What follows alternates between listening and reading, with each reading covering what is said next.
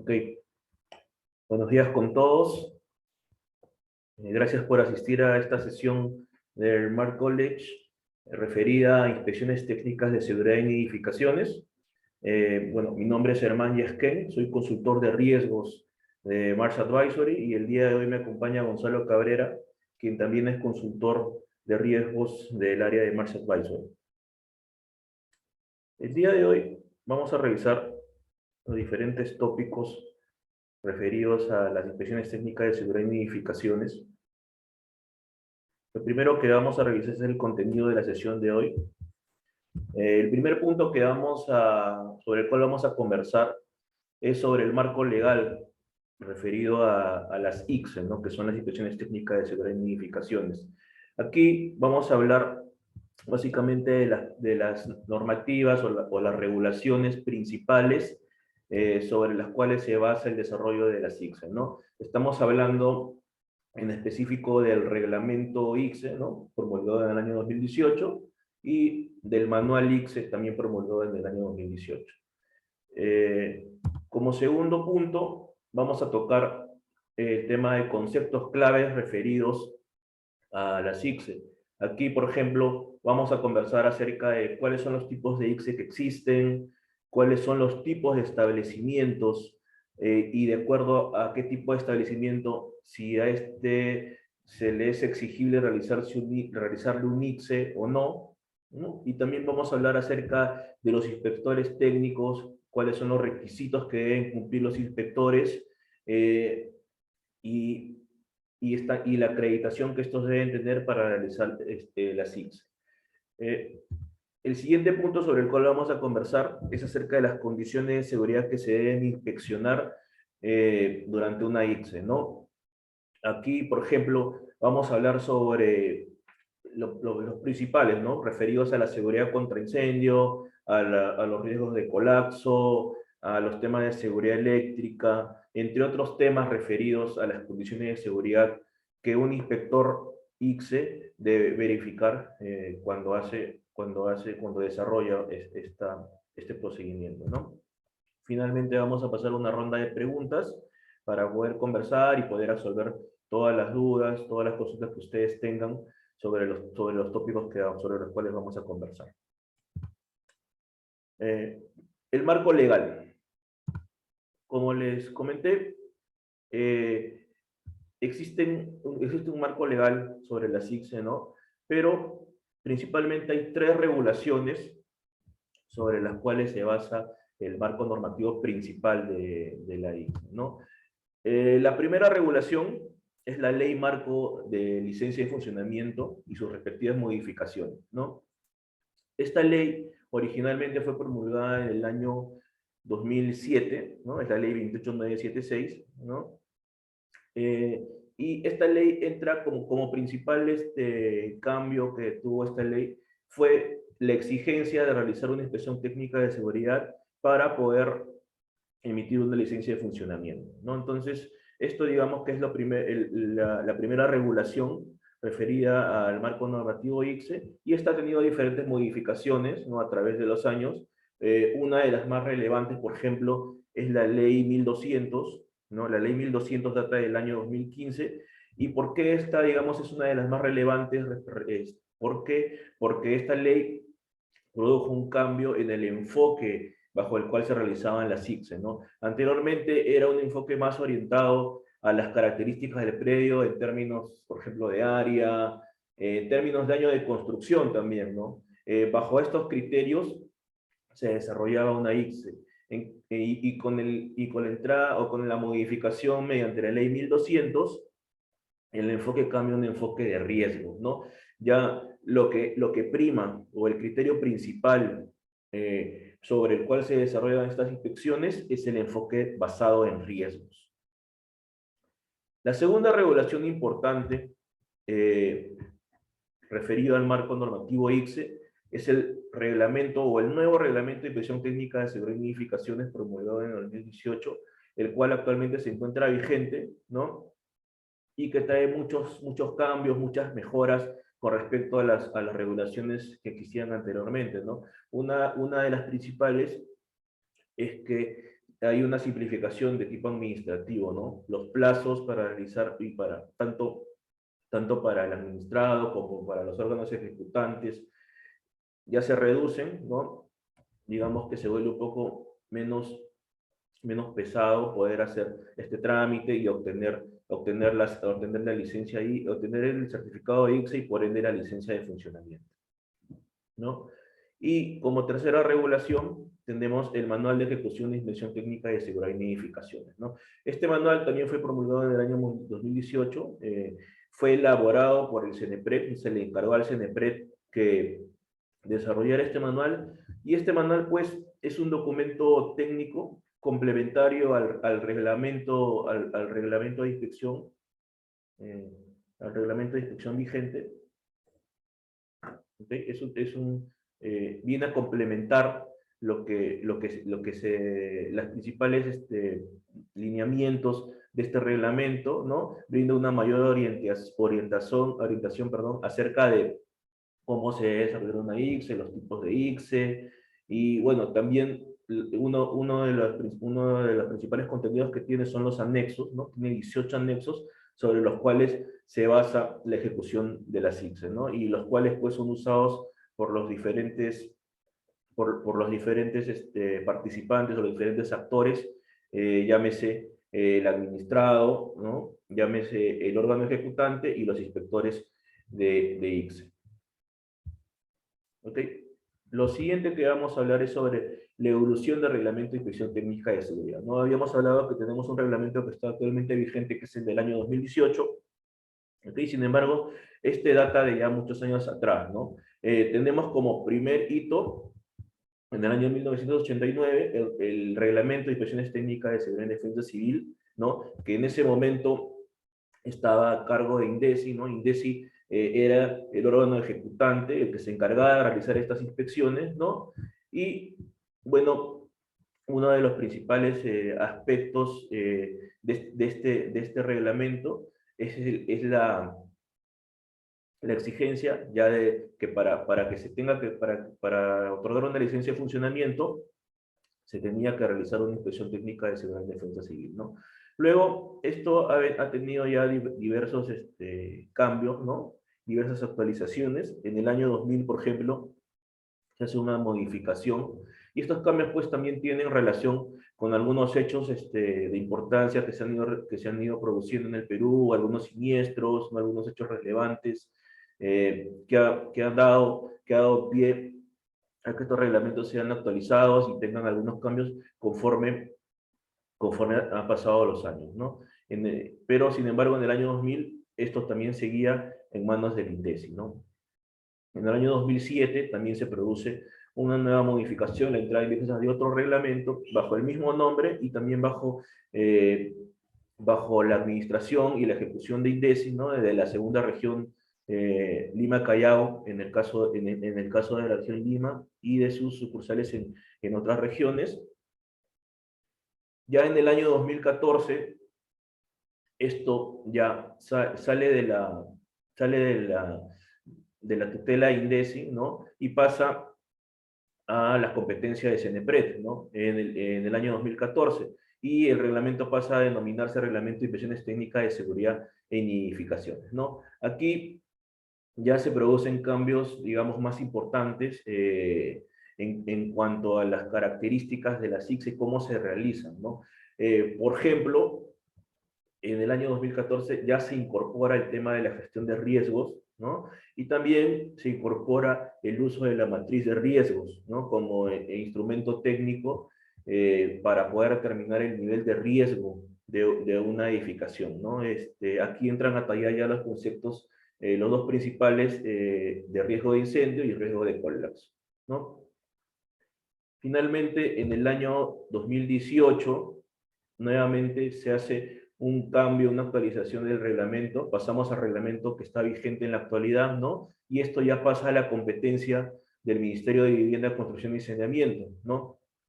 Ellos actualmente tienen la competencia administrativa de la SICSE, ¿no? Y la competencia, digamos, para ejecutar, o los órganos ejecutantes vendrían a ser las municipalidades, ¿no? Actualmente esto está vigente y bueno, ha tenido, como ya mencionamos anteriormente, sus normas complementarias o sus regulaciones complementarias. Esta es la estructura del nuevo reglamento ICSE, ¿no? Aquí podemos ver cómo está compuesto, ¿no? Y podemos ver en la parte superior cuál es el objeto, por qué, o cuál es el objetivo de por qué se promulgó este reglamento. Voy a leer ahí textualmente lo que dice. Dice, el Reglamento de Inspecciones Técnicas de Seguridad y Edificaciones tiene por objeto regular los aspectos técnicos y administrativos referidos a la inspección técnica de seguridad y edificación, ¿no? A su vez, también dice, la evaluación de las condiciones de seguridad en los espectáculos públicos, deportivos y no deportivos, a los cuales se le conoce como EXE, las visitas de inspección de seguridad en edificaciones, que se le conoce como VICE, y además como la renovación de los certificados de inspecciones técnicas de seguridad en edificaciones, ¿no? Esto está mencionado en el artículo 1, aquí entran, vemos nuevos conceptos, ya habíamos hablado de qué es la ICSE, ¿no? Pero también habla de la evaluación de las condiciones de seguridad en espectáculos públicos, que también están bajo el ámbito de cobertura del reglamento, ¿no? Este tipo de espectáculos, ¿no? En los cuales se evalúan condiciones de seguridad similares a las que se evaluaría en un ICSE, sin embargo no son las mismas, ¿no?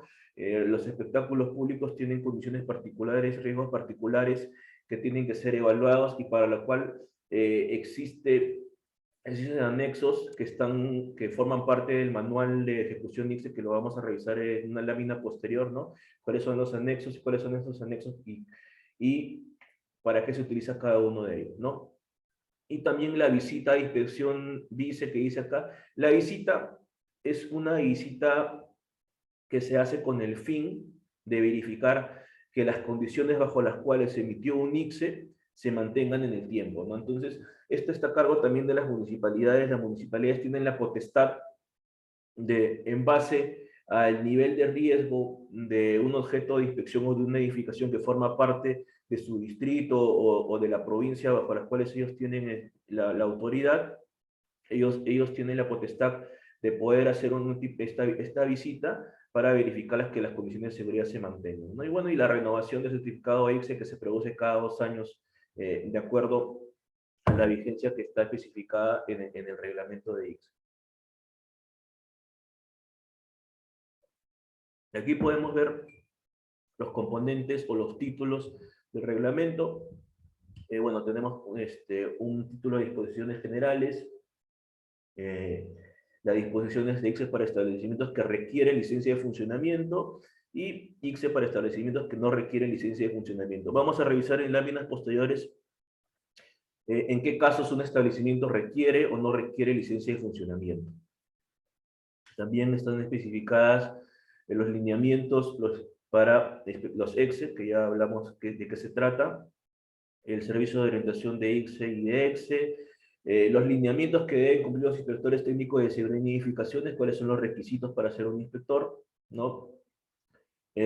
Supervisión, control y fiscalización de ICSE o EXE, el procedimiento administrativo sancionador a los inspectores en caso incurran en alguna falla, en algún dolo, y la tercerización de la ejecución de las instrucciones ICSE, ¿no?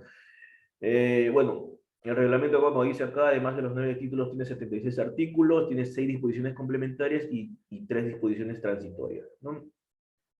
Ahora, esta es la estructura del manual de ejecución ICSE, ¿ya? Como está mencionado acá, tiene 4 títulos y tiene 18 anexos, ¿no? Acá están los 18 anexos, los 4 títulos que tiene este manual. Bueno, uno está referido a las generalidades del manual, ¿no? El otro está referido a los tipos de ICSE. Vamos a hablar en una lámina posterior de cuáles son los tipos de ICSE. El otro capítulo está referido a las VICE, que son las visitas que ya comentamos, y el otro título está referido a las EXE, que son los espectáculos públicos deportivos y no deportivos, ¿no? Acá están especificados cada uno de los anexos y vamos a pasar a explicar en qué consiste cada uno, ¿no?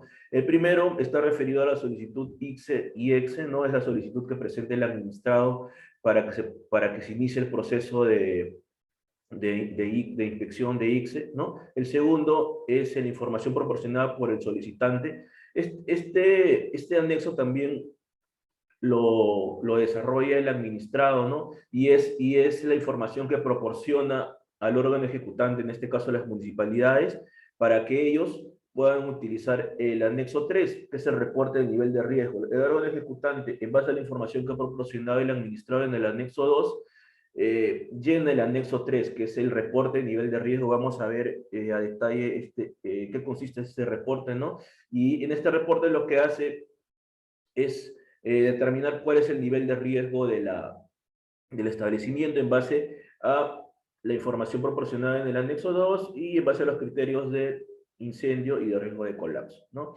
El anexo 4 es la declaración jurada de ICSE posterior. Acá hay otro término importante, ¿no? Posterior, las ICSE se van a realizar posterior o previo a la entrega del certificado, a la entrega de la licencia de funcionamiento o al inicio de actividades, ¿no? Aquí hay un tema que también vamos a revisar en una lámina posterior para poder conocer en qué casos la ICSE se desarrolla posterior a la entrega de la licencia o previo a la entrega de la licencia. Eso va a depender, voy adelantando, del riesgo que se le ha asignado al establecimiento objeto de inspección, ¿no? En el anexo 5, que es la declaración jurada para la renovación del certificado ICSE, ¿no? El anexo 6 es el informe de verificación de declaración jurada de ICSE posterior, ¿no? Con este anexo, el inspector lo que hace es verificar que lo declarado en el anexo 4 esté en concordancia con las condiciones reales de riesgo del predio inspeccionado, ¿no? El anexo 7 es el informe de ICSE previa, ¿no? Es un checklist de las condiciones de seguridad del objeto de inspección. El anexo 8 es el informe de EXE, ¿no? De los espectáculos públicos deportivos y no deportivos. El 9 es el acta de diligencia ICSE. El 10 es el acta de diligencia EXE. Bueno, los anexos, el anexo 11 es para la vices, para la visita, ¿no? El anexo 12 también es para la visita, bueno, el 11 es para una visita posterior, el 12 es para una visita previa. El anexo 13 es el certificado de ICSE posterior. Esto ya se encarga de emitirlo el órgano ejecutante, en este caso las municipalidades. El anexo 13 se usa para un ICSE posterior y el anexo 14 para una ICSE previa, ¿no? Y bueno, el anexo 15 es el cálculo de aforo. Esto es un documento técnico en el cual orienta al administrado para poder calcular el aforo, ¿no? Esto va a estar en función al uso, a la función que se realice en la edificación. Cada uno tiene sus criterios sobre los cuales se calcula el aforo de este establecimiento o de determinado establecimiento. El anexo 16 es un anexo referido a las actividades, a los códigos CIU internacionales asociados a la matriz de riesgo, ¿no? ¿Cuándo recurrimos a este anexo? Cuando la actividad o cuando no está específicamente señalada en el reporte de nivel de riesgo o cuando tenemos dudas con respecto a si la actividad que yo realizo cae en una determinada categoría de función, ¿no? Entonces recurrimos a este anexo. En este anexo hay una lista más extensa de cuáles son las actividades que se realizan y en qué categoría caería. El anexo 17 es un marco teórico referido a las ICSE y EXE, ¿no? Acá, bueno, es una lectura interesante porque sirve como guía al administrado para que entienda un poco más cuáles son los criterios bajo los cuales se realiza una ICSE o una EXE, ¿no? Y aquí habla de qué es un incendio, cuáles son los tipos de incendio, y etcétera, ¿no? Es teoría referida a seguridad, ¿no? Y el anexo 18 es el anexo referido al panel fotográfico. Este es utilizado por el inspector técnico, ¿no? Durante la diligencia de ICSE, y bueno, es uno de los documentos que se le va a entregar luego al órgano ejecutante. Ok, hemos conversado acerca de estos anexos y hemos ido comentando que algunos de ellos son utilizados tanto por el administrado, ¿no? Que son el anexo 1, 2, 4 y 5. Estos son utilizados por el administrado independientemente de cada una de las etapas del procedimiento ICSE, ellos utilizan, y dependiendo, ¿no?, si es una posterior, si es una previa, ellos utilizan estos anexos. Los anexos 3, 13 y 14 son utilizados por el órgano ejecutante, por las municipalidades, ya sea provinciales o distritales, ¿no?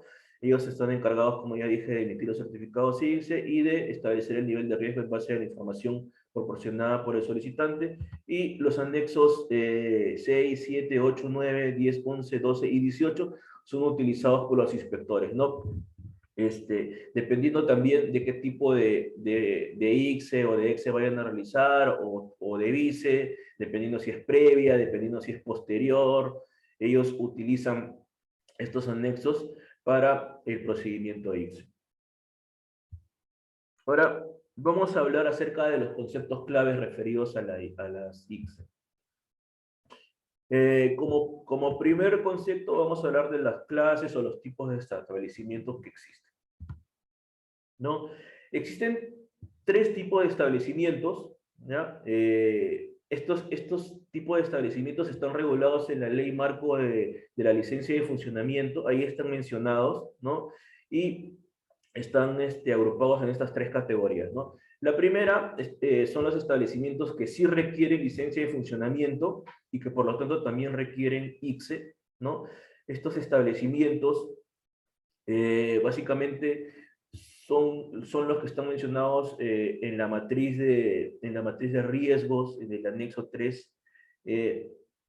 Por ejemplo, son los centros comerciales, las industrias, todo tipo de industria en general, los almacenes, también los lugares de encuentro, los restaurantes. Y bueno, aquí entran otros usos, por ejemplo, las oficinas, los establecimientos de salud, los centros educativos, ¿no? Y los diversos usos. Y también en esta categoría están considerados las entidades del Estado, pero que tienen uso de tipo empresarial. Por ejemplo, el Banco de la Nación es uno de ellos, Petroperú también vendría a entrar en esta categoría, la SUNAT, ¿no? Entonces, estas entidades están consideradas dentro de esta primera categoría. En la segunda categoría tenemos los establecimientos que no requieren licencia de funcionamiento, pero que sin embargo sí requieren de ICSE. ¿Cuáles son estos establecimientos? Las iglesias, por ejemplo, las estaciones de bomberos, las entidades administrativas del Estado, los ministerios, los gobiernos regionales, ¿no? Son entidades del Estado que que están enmarcadas en el desarrollo de las actividades propias de la gestión pública, ¿no? También podríamos considerar dentro de estos establecimientos las universidades, ¿no? También podrían entrar dentro de esta categoría. Y como tercera categoría tenemos las entidades o los establecimientos que no requieren licencia de funcionamiento y que tampoco requieren de ICSE, ¿no? Estamos hablando acá de, por ejemplo, las embajadas, las comisarías y, bueno, los cuarteles militares, ¿no?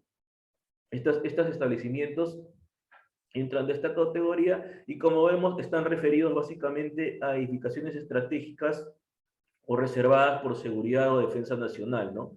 Estos no van a requerir ni de licencia ni de ICSE, ¿no? Sin embargo, sí requieren emitir un documento, una declaración jurada a la municipalidad indicando que cumplen con las condiciones de seguridad, ¿no? Es el requisito mínimo que deben cumplir, ¿no? Entonces, estas son las 3 categorías que, como dijimos, están consideradas dentro de la Ley Marco de Funcionamiento, perdón, dentro de la Ley Marco de la Licencia de Funcionamiento. Ahora, lo siguiente que vamos a conversar es acerca de la identificación del nivel de riesgo de los establecimientos, ¿no? Objetos de inspección, ¿no? Aquí habíamos dicho que estos están establecidos en la matriz de riesgo, en el anexo 3 del manual, ¿no? Y hay 8 funciones, ¿no? 8 funciones principales. Tenemos la función de salud, la función de encuentro, hospedaje, educación, industrial, oficinas administrativas, comercio y almacén, y también tenemos subcategorías en cada una de ellas, ¿no?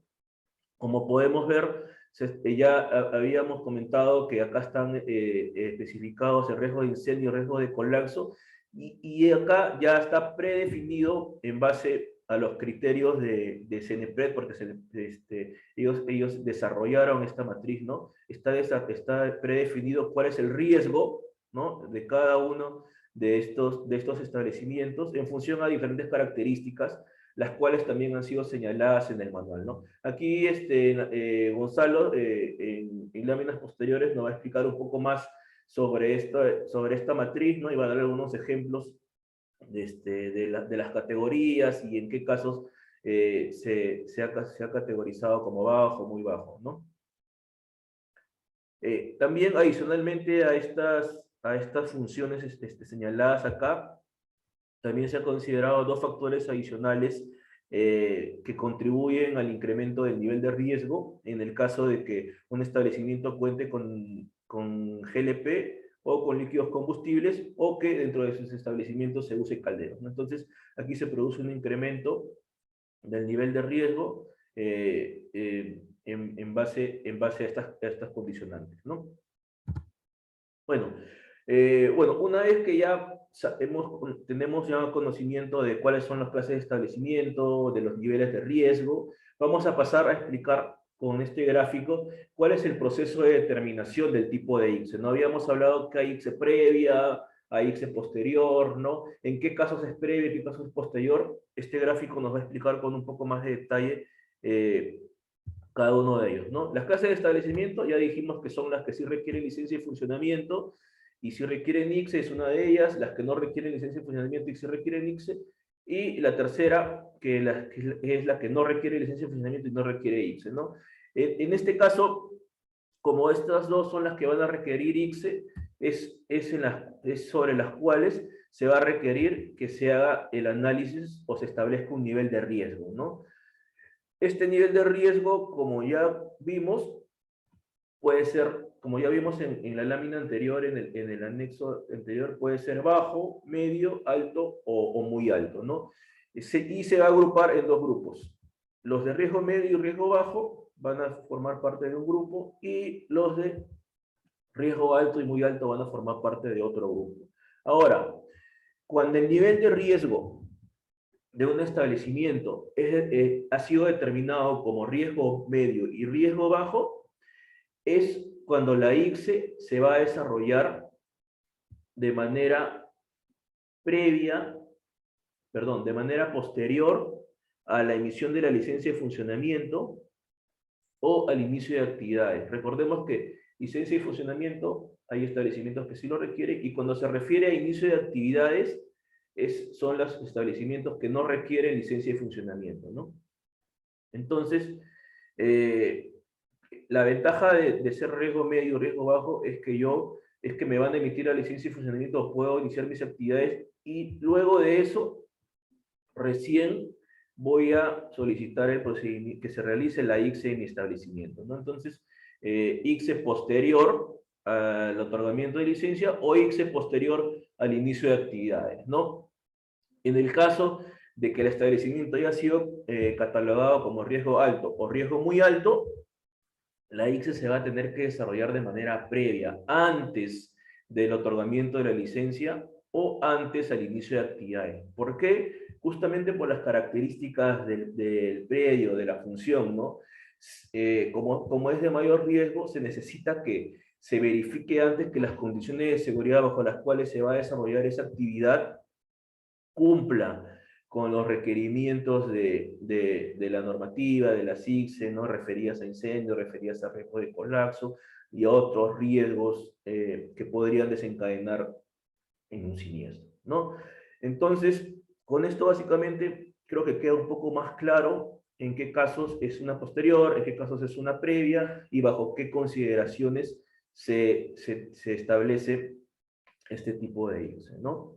Ahora, eh, aquí vamos a entrar un poco más en detalle en cómo se desarrolla una ICSE, en este caso, primero una ICSE posterior, ¿no? La ICSE posterior, habíamos dicho que es cuando el nivel de riesgo es bajo o medio, ¿no?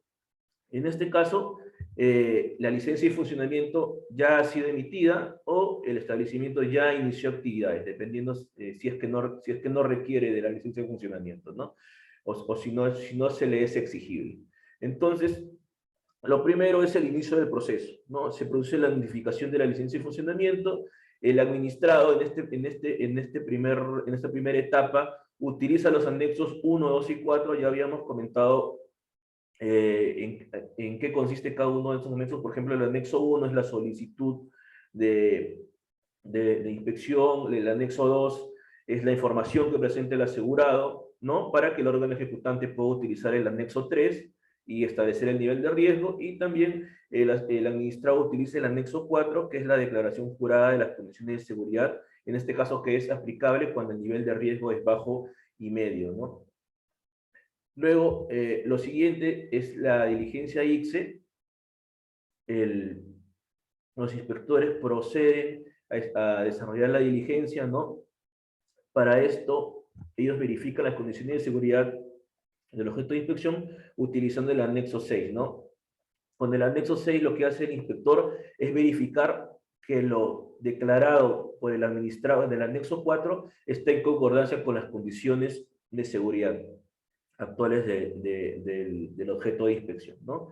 Y bueno, para una diligencia de este tipo, para un índice de este tipo de riesgo bajo o riesgo medio, se necesita ya sea un inspector básico o un inspector especializado. Solo un inspector es el que acude a realizar una inspección NICSE de riesgo bajo o medio. Bueno, luego se produce el fin de la diligencia, en que el inspector entrega al órgano ejecutante, es decir, a la municipalidad, el informe, el acta de diligencia y el panel de fotos, ¿no? Cada uno de ellos tiene su anexo, el anexo 6, eh, el anexo 9 y el anexo 18, que corresponde al panel fotográfico. Finalmente, si el administrado cumple con todas las medidas de seguridad, el órgano ejecutante, la municipalidad, procede a emitir el certificado ICSE utilizando el anexo 13. ¿Ok? En el caso de ICSES previas, estamos hablando de que el nivel de establecimiento es de riesgo alto y riesgo muy alto, ¿no? En este caso, se produce antes de la emisión de la licencia y del inicio de las actividades, ¿no? El inicio del proceso, el administrador utiliza los anexos 1 y anexo 2. Ya comentamos en qué consisten estos anexos, ¿no? Y el órgano ejecutante utiliza el anexo 3 para determinar el nivel de riesgo y convoca a los inspectores. La diligencia ICSE, bueno, también se produce, se utiliza otro anexo, en este caso el anexo 7, que es para una ICSE previa. Esto lo usa el inspector, ¿no? Y en este caso ya cambia la cantidad de inspectores que se necesitan, ¿no? En caso de tratarse de un establecimiento de riesgo alto, se necesitan 2 inspectores especializados, y en el caso de ser un establecimiento de riesgo muy alto, se utilizan 3 inspectores especializados. ¿Ok?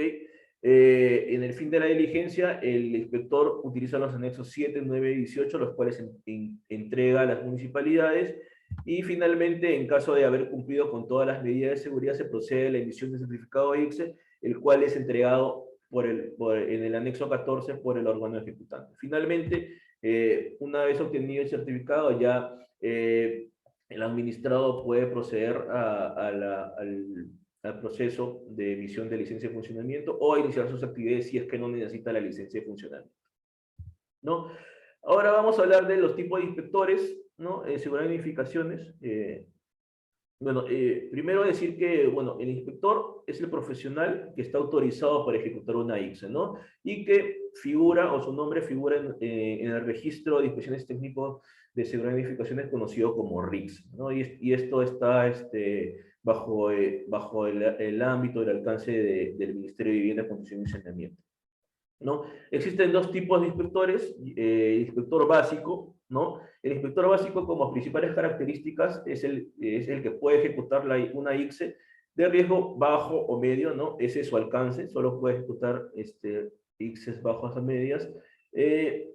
Puede ejecutar EXES de hasta 3.000 personas, ¿no? Cuando el aforo para la EXE es solo hasta 3.000 personas, bueno, tiene que tener formación en alguna de las 11 carreras profesionales señaladas en el reglamento. Vamos a revisar en la lámina posterior cuáles son esas 11 carreras, y tiene que tener una experiencia mínima de 3 años en el ejercicio de su profesión, ¿no? El otro tipo de inspector es el inspector especializado. Este inspector ya puede ejecutar ICSE de cualquier nivel de riesgo, bajo, medio, también alto y muy alto, ¿no? Puede ejecutar cualquier tipo de ICSE independientemente de la cantidad de espectadores o personas que acudan al evento, ¿no? Bueno, obviamente tiene que tener también formación en alguna de estas carreras mencionadas en el reglamento y tiene que tener una experiencia mínima de 5 años en el ejercicio de su profesión, ¿no? Estas son las principales características y esto está relacionado, como ya dijimos, con el tipo de establecimiento y el nivel de riesgo que se va a realizar, ¿no? Entonces, para una ICSE posterior, que es de riesgo medio o riesgo bajo, se necesita, como ya mencionamos anteriormente, solo un inspector básico especializado y estas son las 11 carreras, las cuales están mencionadas en el manual y en el reglamento, ¿no? de ICSE. En el caso de ser una ICSE previa de riesgo alto, se necesita 2 inspectores. Uno necesariamente tiene que ser de una de las carreras de eléctrica, mecánica, eléctrico, electrónica, y el otro inspector puede ser de cualquiera de las otras carreras. Y para una ICSE previa de riesgo muy alto, tienen que haber 3 inspectores. Uno tiene que formar parte, tiene que ser eléctrico, mecánico, eléctrico, electrónico. El siguiente inspector tiene que ser uno o un arquitecto o un ingeniero civil. Y el tercer inspector tiene que ser tiene que pertenecer a alguna de estas carreras, ¿no? Entonces, básicamente, esto es los tipos de inspectores relacionados con el tipo de ICSE, ¿no? Ok, hasta aquí ha llegado mi parte. Ahora vamos a hablar de las condiciones de seguridad institucional. Los voy a dejar con Gonzalo, quien les va a explicar eh, cuáles son las condiciones de seguridad que se revisan durante una inspección técnica de seguridad, ¿no? Un poco más a detalle y también acerca de la matriz de riesgo y los niveles de riesgo. Ok, Gonzalo, adelante. Sí, claro. Gracias, Germán. Primero que nada, hablar un poco acerca de la documentación requerida para inspecciones y giros de actividades para riesgos altos y muy altos, ¿ya? Los cuales comprenderán documentos como el croquis de la ubicación, el plano de arquitectura y cálculo de aforo, este último muy importante, dado que a partir del cálculo de aforo se establece un nivel de riesgo que vamos a ver en las diapositivas anteriores. Planos como diagramas unifilares, planos de distribución y tableros eléctricos, que previo a la inspección, el inspector revisará la documentación y posteriormente se cerciorará que la documentación sea acorde a las built, es decir, lo que realmente encuentre en el campo. Documentos también como la certificación de medición a posta a tierra, con una resistencia del pozo a tierra menor a 25 ohmios, de tal manera que garantice su correcto funcionamiento. Planes de seguridad acorde a los riesgos establecidos o identificados, mejor dicho, para cada uno de los predios inspeccionados. Memoria descriptiva y reportes de mantenimiento de los sistemas contra incendios e instalaciones eléctricas, así como la constancia de operatividad y mantenimiento de los extintores. Todo esto acorde a la normativa del NFPA, la cual les comentaré a continuación. Listo. Les comentaba que era acorde a la NFPA. ¿Y esto por qué? Esto es a causa de que la normativa peruana se basa y hace referencia a múltiples capítulos de la NFPA para cada uno de los sistemas de protección y detección y alarma contra incendios, tales como son los extintores, los rociadores, la red de agua contra incendios, las bombas y los gabinetes. ¿Por qué el NFPA? Porque el NFPA establece los criterios de diseño recomendado como instituto global, en la cual se basan todas las entidades para establecer sus puntos de seguridad, así como para las inspecciones y pruebas, es decir, delimitan el alcance de los mantenimientos y pruebas que se tienen que hacer para garantizar que cada uno de estos puntos que conforman una red contra incendios funcionen correctamente y además establece la frecuencia con la cual deben ser realizadas en normas tales como la NFPA 25, que se refiere a los test para cada uno de estos equipos mencionados. Vaya con la siguiente diapositiva, por favor, Germán. Listo. Respecto a la matriz de calificación del nivel de riesgo, son 2 riesgos principales los cuales se tienen que establecer, los cuales son el riesgo de incendio y el riesgo de colapso. Ahora, ¿cómo tú te sitúas en alguno de estos, en alguna de calificación de riesgo? principalmente por las actividades que se realicen en el predio, las cuales van a ser globalmente en los grupos de salud, encuentro, hospedaje, educación industrial, oficinas administrativas, comercio y almacenes. ¿Ya? Cada uno de estos grupos tiene muchos subactividades, como lo son las discotecas, los casinos, los tragamonedas, los teatros para los puntos de encuentro, ¿ya? Ahora, una vez que tú estableces cuál es la actividad predominante en tu predio, tu riesgo va a ir asociado a la infraestructura que tenga y, en consecuencia, a la envergadura en la cual se realicen esas actividades. Por ejemplo, para la función de encuentro, si tú tienes un establecimiento con función de encuentro, que puede ser una discoteca, un teatro, con un aforo total, cálculo de aforo, lo que les estaba mencionando, menor o hasta 50 personas, tu riesgo de incendio va a ser medio y tu riesgo de colapso va a ser bajo. Por otro lado, si excedes esta cantidad, va a ser de alto para el riesgo de incendio y medio para el riesgo de colapso.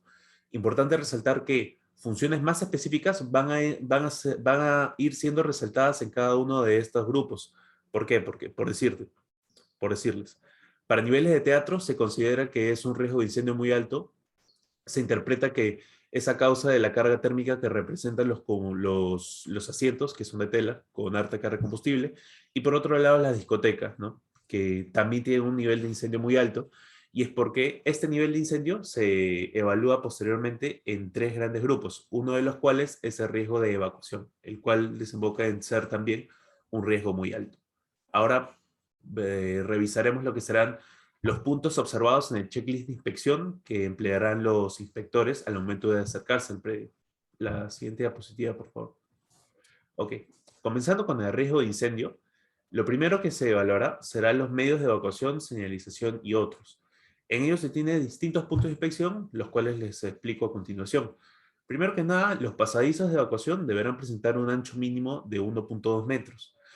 Esto se interpreta como un mecanismo de evaluación a los pasadizos, las escaleras, los accesos y las salidas, tal que permiten la evacuación de las personas de forma segura.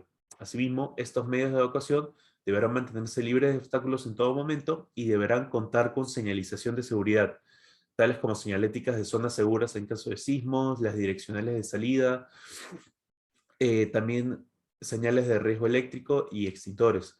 Deberán contar con luces de emergencia siempre operativas y mencionar que las puertas de evacuación deberán abrir en el sentido del flujo de los evacuantes y o permanecer abiertas siempre en horario de atención, sin obstruir la libre circulación y evacuación de las personas.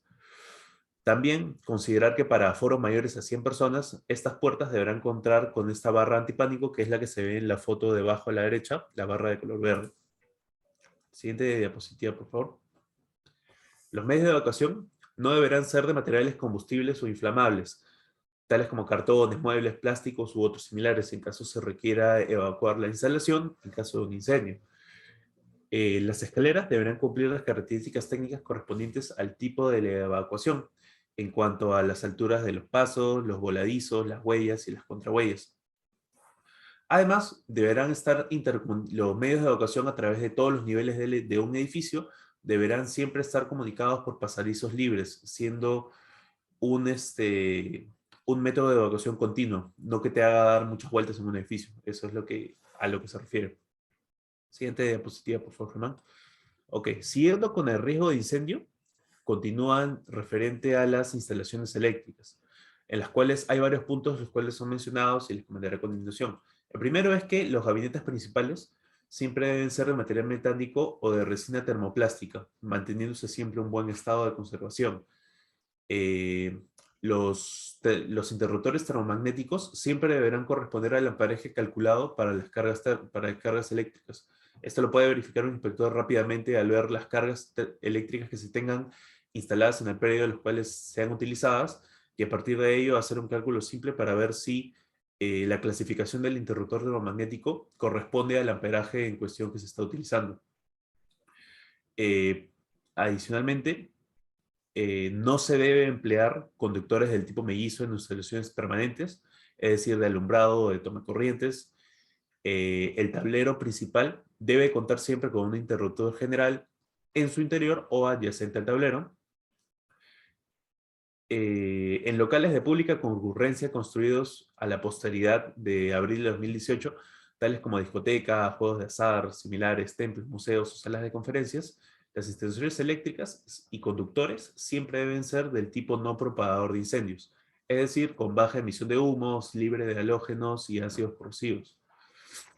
Adicionalmente, hay un punto que indica que en caso de tenerse una bomba contra incendios, esta misma debe estar conectada a una fuente independiente de energía eléctrica y siempre conectada también al grupo electrógeno de emergencia del edificio en caso de tenerse. ¿Esto por qué? Esto se debe a que en caso de un incendio, a la llegada de los bomberos, lo primero que ellos harán siempre será apagar el flujo eléctrico y no puede mantenerse la bomba contra incendios sin alimentación, sin energía. La siguiente diapositiva, por favor. Ok. El tercer punto que se evalúa en los riesgos de incendio, en el checklist que lleva el inspector a cada uno de los predios, es el de medios de protección contra incendios, en los cuales se establece una serie de lineamientos para lo que son extintores, por ejemplo, los cuales te dicen que la cantidad debe estar acorde al riesgo del establecimiento en cuanto a cantidad, en cuanto a distancias máximas que se respetan a partir de los extintores portátiles. Tienen que contar con una tarjeta de control actualizada, estar numerados, estar a una distancia no mayor a 1.5 metros para el tema de la accesibilidad y siempre dentro de gabinetes o con cobertores para los que son extintores posicionados en intemperie, de tal manera que se pueden conservar bien y siempre estén operativos. Adicionalmente, exige que el predio cuente con un plan de seguridad para hacer frente a los riesgos de incendio y otros vinculados a la actividad para establecimientos de 2 o más pisos. Para riesgos con instalaciones de GLP con valores de almacenamiento de menores a 25 kilogramos, por lo general se usan mangueras flexibles. Se exige que estas mangueras estén sin rajaduras, libres de grasa, limpias y con sujeción firme en las abrazaderas. Y ya para instalaciones de mayor a 25 kilogramos, se exige que los tramales conexionados sean de tuberías de cobre o fierro galvanizado, las cuales por supuesto se deben encontrar en buen estado. Además, hay un punto que indica que los cilindros y o balones de GLP deben estar alejados a los interruptores a una distancia mayor a 30 centímetros y a los tomacorrientes de 50 centímetros. No deben estar ubicados en sótanos, semisótanos, pasillos, rutas de evacuación y además deben encontrarse en lugares ventilados y alejados a cualquier fuente de calor. Siguiente diapo, por favor. Ok. También se indica que las escaleras presurizadas, aquellos ventiladores, deben contar con fuentes independientes de energía, conservando el criterio que les comenté acerca de los sistemas contra incendio, deben mantenerse en buen estado de conservación. Los predios también deben tener un sistema de protección en base a agua en función de la edificación, altura, área y clasificación de riesgo. ¿Esto qué significa? Les pongo el ejemplo acorde al cuadro que está a la izquierda. La normativa peruana establece que predios deben contar con una red de agua contra incendios con características acorde a la instalación. Pongamos el ejemplo de un almacén. Supongamos que yo tengo un almacén de clase 3, que pueden ser de empaques, lo cual es bastante común en la industria. Este almacén va a contar con una área de almacenamiento y en función al área de almacenamiento le van a corresponder sistemas de protección ya determinados. Por ejemplo, para un almacén de clase 3, no importa el área, siempre va a tener que contar con gabinetes contra incendios, con sistemas de detección y alarma contra incendio, con extintores portátiles y con señaléticas. Sin embargo, en base al área, es decir, la envergadura que tenga este almacén, va a determinar si requiere rociadores contra incendio o no. El inspector siempre va a revisar que el predio inspeccionado maneje los criterios de protecciones contra incendios acorde a lo que ya está establecido con tablas que existen para cada uno de los tipos de actividades. Otro punto importante es que las edificaciones deben cumplir con las distancias máximas de recorrido hasta una zona segura. Es decir, que siempre se encuentren puertas de tal manera que las personas puedan evacuar las instalaciones en un máximo de 3 minutos. Siguiente diapositiva, por favor, Germán. Ok. Hay requerimientos que se colocan acorde a funciones específicas, ¿ya? Por ejemplo, la función de comercio, encuentro, administrativa, salud y hospedaje exige contar con un sistema de detección y alarma contra incendios centralizado. ¿Por qué centralizado? Porque puede darse el caso en el cual se suscite un incendio en el cual no exista personal que esté en la supervisión y en ese caso un incendio puede pasar por inadvertido, haciendo que no se pueda extinguir en su fase incipiente. La dimensión de las puertas de escape debe depender del aforo, como ya les había comentado también, en un máximo de 3 minutos para la evacuación para las funciones de encuentro. Y por otro lado, hay tipos de extintores operativos que deben garantizar algunas actividades, como las son las de funciones de comercio, encuentro y hospedaje, cuando se tienen instalaciones de cocina que puedan generar humos y vapores de grasa, también, así como las freidoras. Y finalmente, para las funciones de salud, también se debe contar con que en la sala de operaciones y de partos se cuente con piso conductivo antiestático con resistencia entre 0.5 y 1 megaohmios. Ok. Para las funciones concretas de almacenes y de industria, los almacenes de materiales peligrosos siempre deberán ser diseñados a partir de la norma NFPA 5000 en base al grado de la peligrosidad y cantidad de mercancía almacenada. Y para la función industria tenemos un requerimiento el cual establece que en la sala de calderas la distancia no debe ser mayor a 15 metros hasta la puerta desde el equipo para abrir hacia afuera. Se debe mantener un cerramiento por medio de distancias de separación y o muros cortafuegos. ¿Esto qué significa? Que las salas de calderas deben constituir un sector de riesgo aparte. Es decir, que se debe garantizar de que un incendio que puede estar suscitándose en el exterior de la sala de calderas no se propague a través de distancias de separación ya establecidas y o el uso de muros cortafuegos. Para el riesgo de colapso, son 5 estructuras las que predominan en el checklist de inspección a la hora de que un inspector se acerca a un predio. Y es que se van a inspeccionar las estructuras de concreto, las de albaliñería, es decir, que empleen ladrillo, las estructuras de madera, las estructuras de acero y las de adobe. Siempre se va a situar en 2 puntos importantes, la cimentación y la estructura como tal. La cimentación no debe encontrarse expuesta, inestable o en peligro de colapso en consecuencia de filtraciones de agua o erosión para el socavamiento de la cimentación. Las estructuras y techos y muros no deben presentar fisuras, grietas, rajaduras, pandeo, muros inclinados, deflexiones, varillas de acero expuestas a la intemperie y deterioro por la humedad a causa de filtraciones o lluvias. Como punto particular para las estructuras de madera, siempre deben mantenerse alejadas de fuentes de calor que podrían dañarla y ocasionar un incendio. Siguiente lámina, por favor. Ok. Otros riesgos vinculados a la actividad, esto es aplicable para absolutamente todas las funciones, van a ir acorde a riesgos de electrocución. El cablero eléctrico debe ir siempre conectado a tierra y contar con una placa de protección. Las aberturas de los polos no deben ir tapadas y se debe contar con protección de interruptor diferenciales. ¿Qué es un interruptor diferencial? A ver, si un interruptor termomagnético es un interruptor que protege al patrimonio, es decir, a las instalaciones eléctricas, al cableado, un interruptor diferencial protege a las personas. ¿Por qué? Porque el interruptor diferencial, en su mecanismo de funcionamiento, detecta una corriente de fuga que se puede traducir en una persona tocando una instalación eléctrica y pasándole corriente a través. El interruptor diferencial instantáneamente detecta esta fuga de corriente y bloquea el circuito levantando la llave, de tal manera que las personas no lleguen a ser electrocutadas. Los componentes a los pozos a tierra deben estar en buen estado. Equipos electromecánicos como motores y estructuras metálicas siempre deben estar conectadas a la puesta a tierra, de tal manera que no estén energizadas y no haya riesgo de electrocución hacia las personas. Los conductores eléctricos siempre deben estar protegidos por tubos o canaletas de PVC o conductores metálicos. Y también mencionar que las cajas de paso de los conductores eléctricos deben llevar tapas, no deben estar expuestas a la intemperie, no deben estar expuestas a la horrible manipulación. Perdón. Las subestaciones eléctricas deben estar protegidas siempre por cercos o paredes para delimitar el acceso de personas no autorizadas que no porten con los equipos de protecciones personales. Y finalmente, y según les comenté en el punto anterior, los diagramas unifilares y planos de visualización eléctrica de tableros deben concordar con lo verificado físicamente, acorde a la documentación que los solicitantes presentan antes de apersonarse a la inspección. Siguiente lámina, por favor. Ok.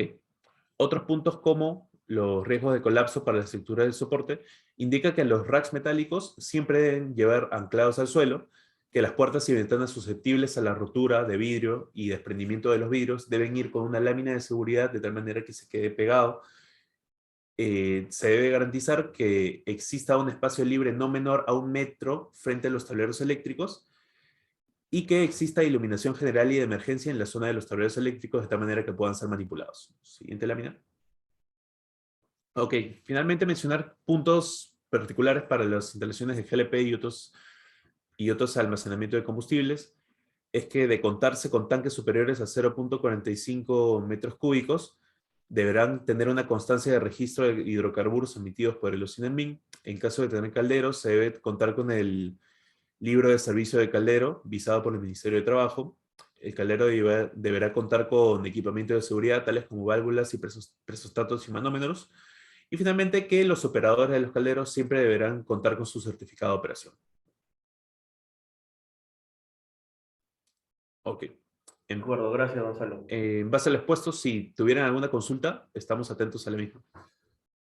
Exacto. Sí, ya hay una consulta en la ventana de preguntas y respuestas. Germán, ¿no se te escucha ahí? ¿No se me escucha?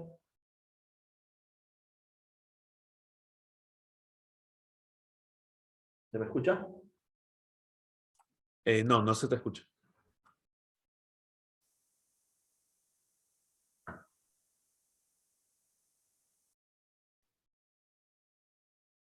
Hola, ¿se me escucha? Sí, sí, yo tuve un problema con el audio. Ah, ok, ya.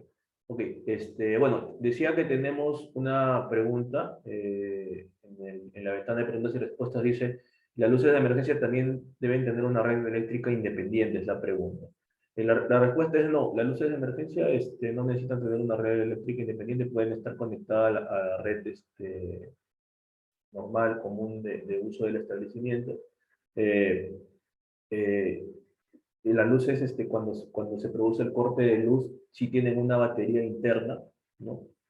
Que justamente es la que se activa al momento que se baja la energía, ¿no? Y es el principio de funcionamiento de una luz de emergencia. Hay otra consulta. Dice, ¿qué recomendaciones pueden hacer para cuando vengan los inspectores a realizar la inspección de ICSE? ¿Es necesario que haya un especialista acompañando a la visita? Eh, Claro, sí, los inspectores de ICSE, bueno, son personal calificado altamente técnico, ¿no? Entonces,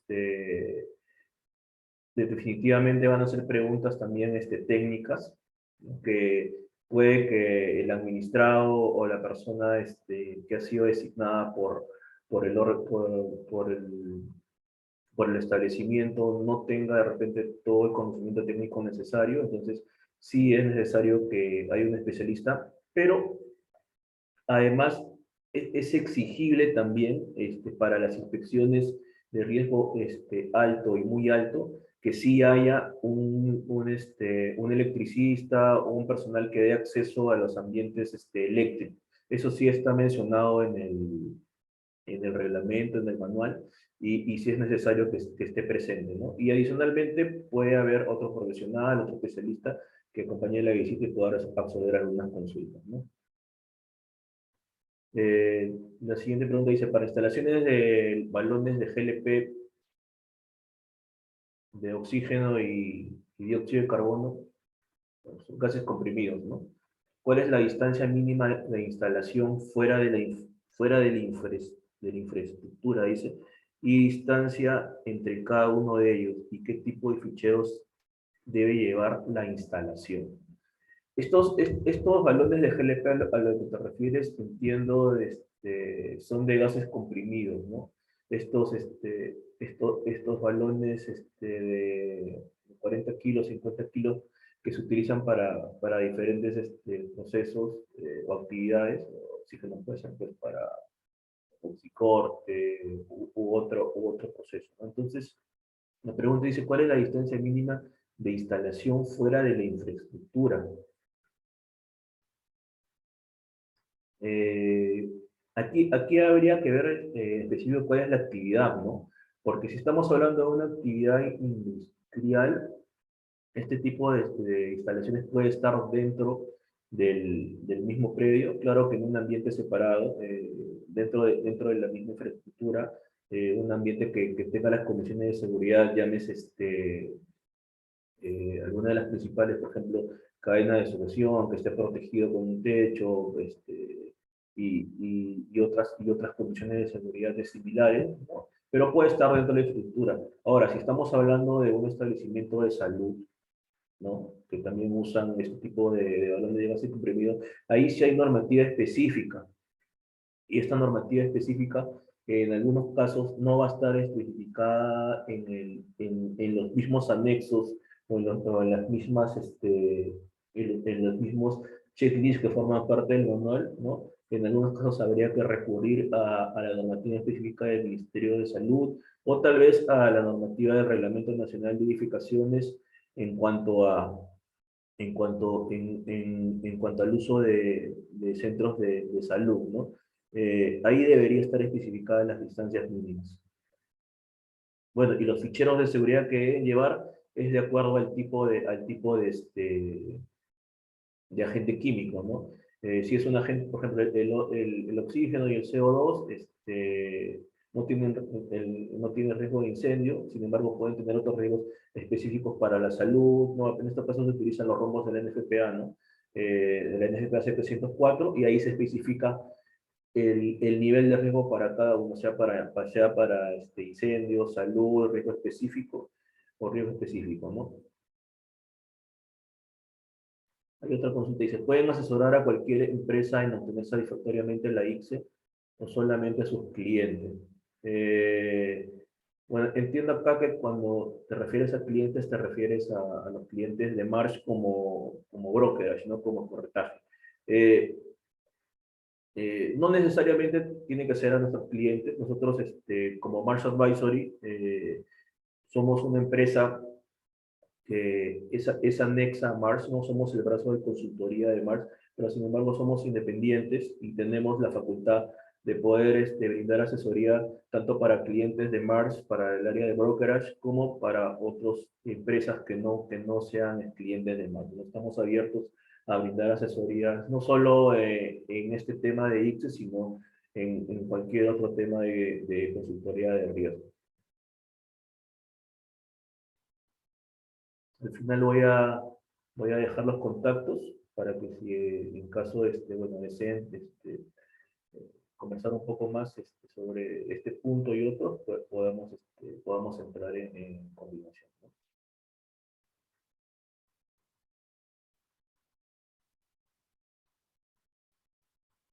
No sé si hay alguna otra consulta.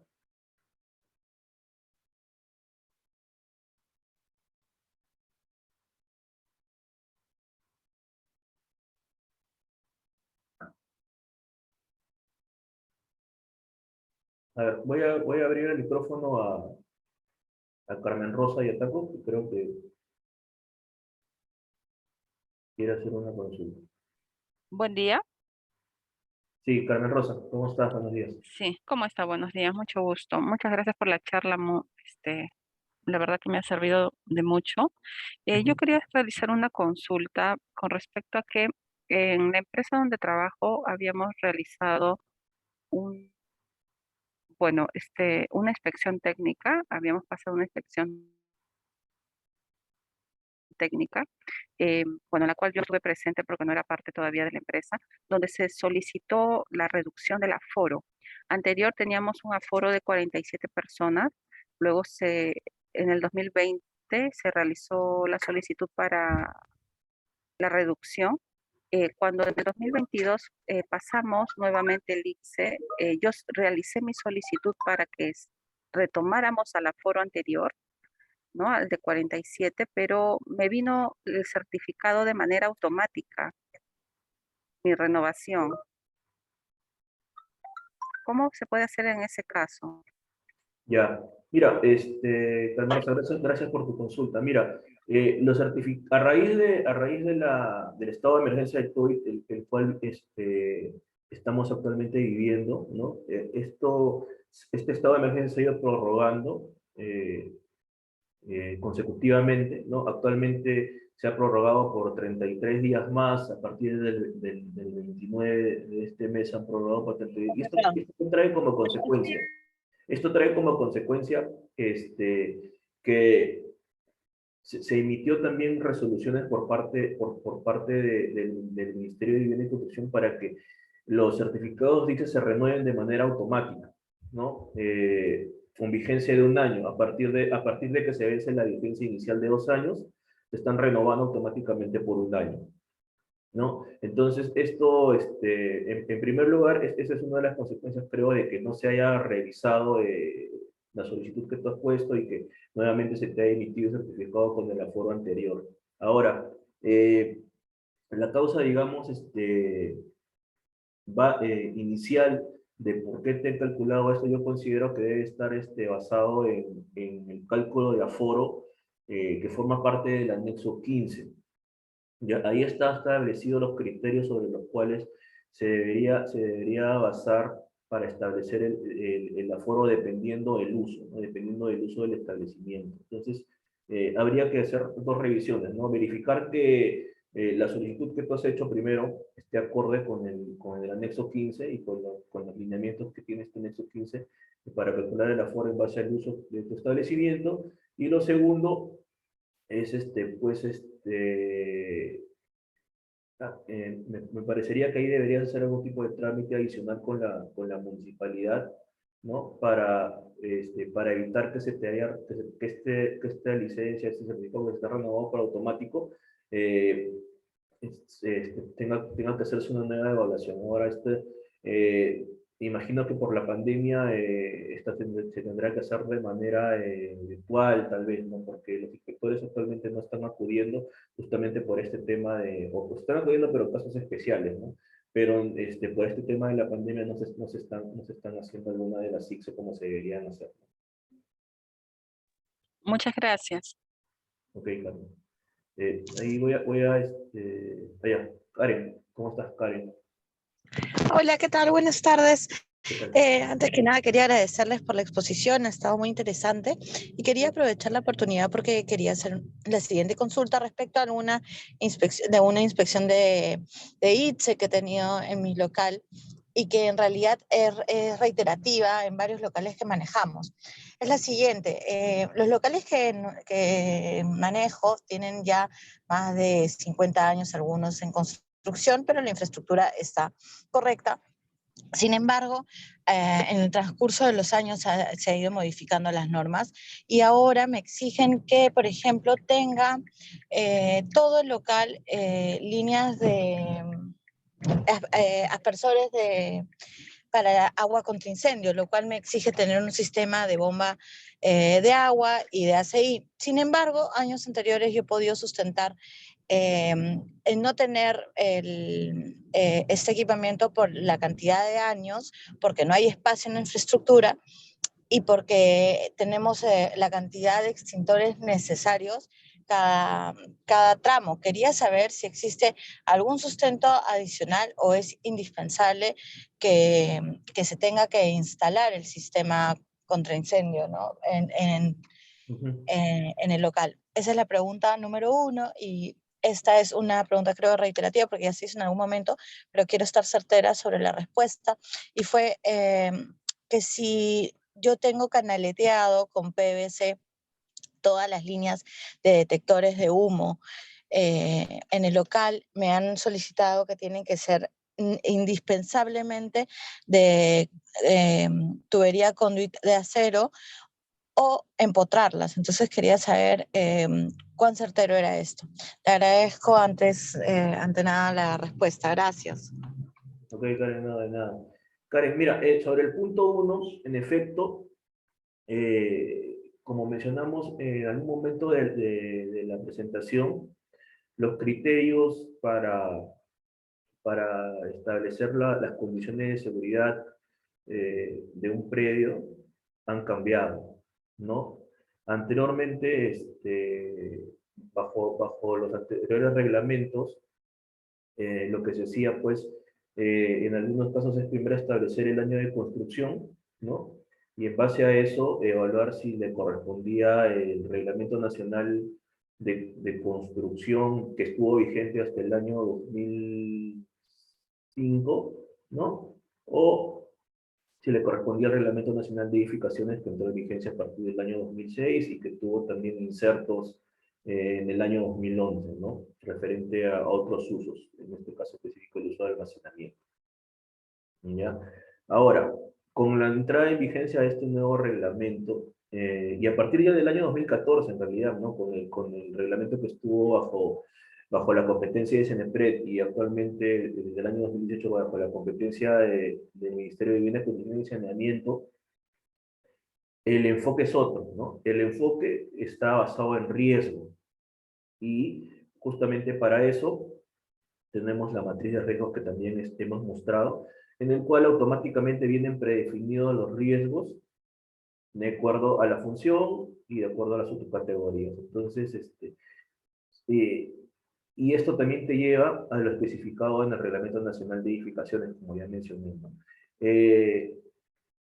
Entiendo que se trata de almacenes, la pregunta, ¿no? Entonces, para el riesgo de almacenamiento, las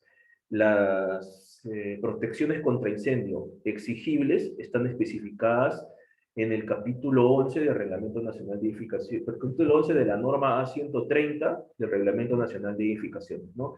Ahí hay tablas que bajo diferentes criterios, y creo que Gonzalo también mostró un ejemplo de una de las tablas, ¿no? Bajo diferentes criterios se establece cuáles son las protecciones contra incendio que debe tener un almacén, ¿no? Estos criterios son, en primer lugar, el tipo de commodity, el tipo de mercadería predominante del almacén, ¿no? El área del almacén, bueno, el almacén es techado, ¿no? Si es techado o no es techado, en este caso es techado, y la altura de almacenamiento, ¿no? No la altura del techo del almacén, sino la altura del almacenamiento, ya sea independiente del tipo de almacenamiento, ya sea en rack, sea apilado, ¿no? U otro tipo de Eh, almacenamiento, ¿sí? Disculpa que te corte. No, esto me está sucediendo para un taller mecánico y para áreas administrativas, en realidad. Justo por eso era para ambos casos, ¿no? Ah, ya, taller mecánico, ok. Bueno, en el caso de áreas administrativas, oficinas, esto vendría a estar bajo la función de oficinas, esto también está regulado. Está regulado también en la norma 130 del Reglamento Nacional de Organizaciones, específicamente en el artículo 99, referido también a oficinas, ¿no? Ahí están estipulados los criterios bajo los cuales una oficina debería tener cierto tipo de protección contra incendios, ¿no? Entonces estamos hablando de que los criterios para la oficina son el área ocupada, ¿no? Y el número de pisos, ¿no? Bajo estos dos criterios se establece si mi oficina necesita de rociadores, necesita de mangueras, ¿no? Y detección y otras protecciones, ¿no? En este caso, lo que habría que hacer, y ahí está totalmente prescriptivo y objetivamente, verificar si el área de tus oficinas corresponde de acuerdo a la área de tus oficinas le corresponde tener rociadores, ¿no? Y Claro. para un... Sí, Karen, dime. No, no, sí, correcto. Lo que pasa es que como es un local grande que tiene áreas de oficinas y el taller al costado, lo que me indican, y eso también quiero saber porque me dicen que lo que es válido es el área total, más no área o sea, no pueden diferenciar las áreas, sino que al ser simplemente el área mayor a todo el espacio, ya no cumple. Bueno, el área es por bloques, ¿no? No, si Ah, tiene, correcto. claro, el área debería ser establecida por bloques y por piso. Área mayor por piso, me parece que 560 metros cuadrados ya te corresponde rociadores. Y si fuera mayor de 4 pisos. Mayor de 4 pisos y por piso más de 560 le corresponde rociadores. Por cada bloque, ¿no? Si hay diferentes bloques, no se debería sumar los bloques porque son riesgos independientes. Ah, correcto, perfecto. Entonces lo dejas muchísimo más claro. Muchísimas gracias, más bien. Ok, con respecto a tu segunda pregunta, el tema de la tubería conduit sí es exigible. Esto está señalado en la norma NFPA 72, que como vimos también es exigible a nivel de diseño. Y bueno, hay conduit de metálico, también hay conduit de PVC, ¿no? Pero tiene que ser certificado como conduit, ¿no? No el PVC común y corriente que se utiliza PVC de plástico, ¿no? Eso no es aceptable para una instalación contra incendios, ¿no? Ok, Muchísimas gracias, más bien, muchísimas gracias, me has aclarado mucho el tema y en realidad ha estado muy interesante la exposición del día de hoy. Muchas gracias. gracias Karen, qué bueno que te haya gustado. ¿Hay alguna otra consulta?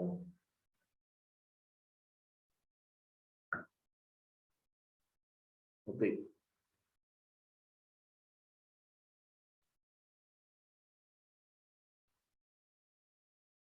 Si podríamos contar con su diapositiva, entiendo que sí, se va a enviar un correo y en ella se va a compartir la diapositiva, me parece. No sé si tienen alguna otra consulta. Ya, creo que nos hemos pasado también el tiempo, ya son las 10:20. Bueno, si no hubiera otra consulta, igual le damos las gracias a todos por su tiempo, por su presencia. Ha sido un placer compartir con ustedes esta sesión. Esperemos que la misma haya cumplido con sus expectativas, ¿no? Y para cualquier otra consulta adicional que tengan, acá están nuestros datos, ¿no? Tanto los míos como de Gonzalo y como los de Miguel, que es el gerente del área, ¿no? Siéntanse libres de poder escribirnos, de llamarnos, nosotros gustosos de poder atenderlos, poder ayudarlos, poder responder sus consultas, ¿no? Eh, bueno, sin más, nuevamente reiterarle nuestro agradecimiento y damos por concluida esta sesión. Muchas gracias.